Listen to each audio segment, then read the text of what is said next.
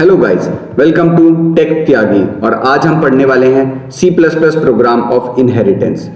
तो अगर आपने मेरी प्रीवियस वीडियो नहीं देखी है इनहेरिटेंस के ऊपर तो प्लीज पहले आप वो देख कर आए, क्योंकि जो प्रोग्राम मैं इसमें एग्जीक्यूट करके दिखाऊंगा वीडियो में वो मैंने प्रीवियस वीडियो है जो मेरी इनहेरिटेंस की उसमें एज एन एग्जाम्पल एक्सप्लेन करा है, तो आपको ये वीडियो और अच्छे से समझ में आ जाएगी। ठीक है, तो लेट्स स्टार्ट। तो पहले हम बनाते हैं हमारी सुपर क्लास।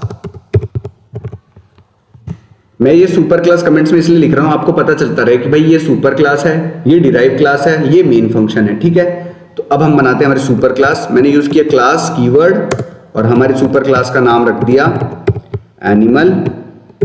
और अब मैं इस सुपर क्लास में दो फंक्शन बनाऊंगा, एनिमल के दो फंक्शन जो होते हैं, एक होता है ईट, हमारे सारे एनिमल क्या करते हैं ईट, और दूसरा फंक्शन बना दिया मैंने स्लीप, भाई हमारे सारे एनिमल स्लीप भी करते हैं। ये दो फंक्शन मैंने बना दिया हमारी एनिमल क्लास जो कि है सुपर क्लास उसके।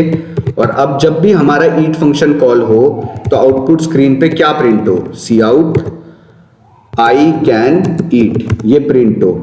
ठीक है, हमारी आउटपुट स्क्रीन पे प्रिंट हो आई कैन ईट। और इसके आखिरी में हम लगा देंगे एंडल ताकि ये नेक्स्ट लाइन में प्रिंट हो, किसी और के साथ प्रिंट ना हो। ठीक है, अब हम हमारे स्लीप फंक्शन में डाल देते हैं cout I can sleep. Okay, इसके लास्ट में भी लगा देते हैं एंडल। इससे हमें क्या पता चल रहा है, जब भी हमारा स्लीप नाम का फंक्शन कॉल होगा तब आउटपुट स्क्रीन पे दिखेगा आई कैन स्लीप। और अब आता है सबसे मेन ये आता है कि हमें हमारे दोनों फंक्शंस को पब्लिक डिक्लेयर करना पड़ता है। हमने हमारे दोनों फंक्शंस को पब्लिक क्यों डिक्लेयर किया? हमने हमारे दोनों फंक्शंस को पब्लिक इसलिए डिक्लेयर करा क्योंकि अगर हम इनको पब्लिक डिक्लेयर नहीं करेंगे तो ये इनहेरिट नहीं होंगे हमारी डिराइव क्लास के द्वारा। ये क्यों नहीं इनहेरिट होंगे? क्योंकि बाय डिफॉल्ट हमारी क्लासेस एंड उनके फंक्शंस दोनों प्राइवेट होते हैं, तो हम प्राइवेट को इनहेरिट नहीं कर सकते डिराइव क्लास में, और यहाँ पे हमारी इनहेरिटेंस फॉल्स हो जाती है। ठीक है, तो हमें पब्लिक करना पड़ता है खुद से। ठीक है, तो हमने पब्लिक कर दिया हमारे दोनों फंक्शंस को। अब हम बनाएंगे हमारी डिराइव क्लास। ठीक है, और डिराइव क्लास में इनहेरिट करेंगे हमारी सुपर क्लास को, inheriting super class in derived class. Okay, तो हम हमारी सुपर क्लास को इनहेरिट करेंगे हमारी डिराइव क्लास में। तो अब हम बनाते हैं हमारी डिराइव क्लास। हमने लिया क्लास कीवर्ड और डिराइव क्लास का नाम रखा डॉग, और हमने लगाया कोलन जिससे कि इनहेरिट हो जाए हमारी सुपर क्लास जो कि है एनिमल नाम की।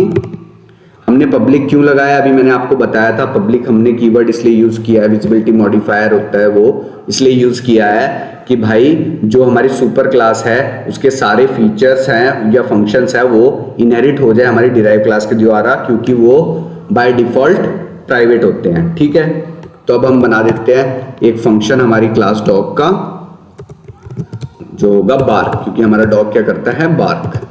और जब भी हमारा डॉग नाम का फंक्शन कॉल हो तो क्या प्रिंट हो जाए, प्रिंट हो जाए वूफ वूफ, क्योंकि डॉग जो बार्क करने की आवाज निकालता है वो निकालता है वूफ वूफ। अगर आपका कुत्ता कोई और आवाज निकालता है तो आप वो लिख सकते हो। ठीक है, तो हमने लगा दिया आखिरी में एंडल, क्योंकि ये भी नई लाइन में प्रिंट हो जाएगा। तो ये हमने बना दिया हमारा फंक्शन डॉग क्लास का, इसको भी हम कर देंगे पब्लिक क्योंकि इसको भी कोई और क्लास इनहेरिट कर सकती है। अब हम बनाते हैं हमारा मेन फंक्शन। ठीक है, ओके, अब हम बनाते हैं हमारा मेन फंक्शन। अब हम हमारे मेन फंक्शन में जो रिटर्न टाइप लगाएंगे वो लगाएंगे इंट।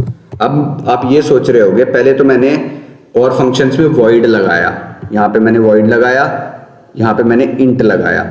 वॉइड एक ऐसा रिटर्न टाइप है जो कोई भी वैल्यू रिटर्न नहीं करता, इसलिए हमने यहाँ पे लगाया वॉइड, क्योंकि वो कोई भी वैल्यू रिटर्न नहीं करेगा, ये सीधा हमें बस प्रिंट करनी है।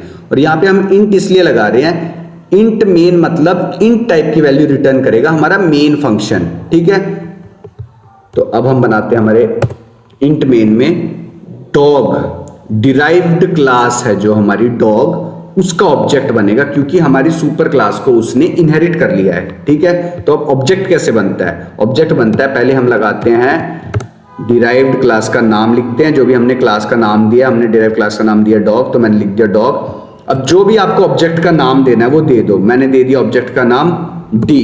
ये अब हमारा ऑब्जेक्ट बन गया। अब मैं आपको बताता हूं इस डी ऑब्जेक्ट से हम कैसे कॉल करेंगे हमारे सुपर क्लास और डिराइव्ड क्लास के फंक्शंस को। तो ये हम करते हैं डॉट ऑपरेटर की हेल्प से। हम लगाएंगे डी जो कि हमारा ऑब्जेक्ट डिराइव क्लास का, फिर हम यूज करेंगे डॉट ऑपरेटर का, और फिर हम उस फंक्शन का नाम लिख देंगे जो भी हमें कॉल करना है। हमें कॉल करना है ईट नाम का फंक्शन जो कि है हमारी सुपर क्लास में। तो ये अब कॉल हो जाएगा। फिर हम कॉल करेंगे डी डॉट स्लीप नाम का फंक्शन जो कि हमारी सुपर क्लास में, और लास्ट में हम कॉल करते हैं हमारी डिराइव्ड क्लास का फंक्शन जो कि है बार्क। ओके, अब हमने कर दिया हमारे तीनों फंक्शन कॉल। अब देखते हैं हम इसको एग्जीक्यूट करके। ओके, अब हम इसको एग्जीक्यूट करते हैं। पहले हम करते हैं इसको save and let's execute it. तो ये हो गया हमारा प्रोग्राम एग्जीक्यूट, और ये आ गया हमारे पास output I can eat, I can sleep and woof woof. तो हमने डी नाम का ऑब्जेक्ट बनाया, डी डॉट ईट कॉल किया सुपर क्लास के फंक्शन को, तो हमारा यहां से ऊपर चले गया और ईट फंक्शन में गया। ईट फंक्शन में इसने देखा सी आउट क्या हो रहा है, आई कैन ईट, तो इसने आउटपुट स्क्रीन पे क्या प्रिंट कर दिया, आई कैन ईट। फिर हमारे डी ऑब्जेक्ट ने स्लीप को कॉल किया, फिर ऊपर गया स्लीप फंक्शन में, देखा सुपर क्लास में क्या लिखा है, आई कैन स्लीप, तो आउटपुट स्क्रीन पे आई कैन स्लीप कर दिया। फिर डी डॉट बार्क किया, ये डिराइव क्लास का ऑब्जेक्ट अपने ही क्लास के अंदर गया, देखा इसने बार्क में क्या है, वूफ वूफ, तो इसने आउटपुट कर दिया वूफ वूफ। अगर आपको ये प्रोग्राम समझ में आया हो तो प्लीज लाइक करें, सब्सक्राइब करें। Thank you.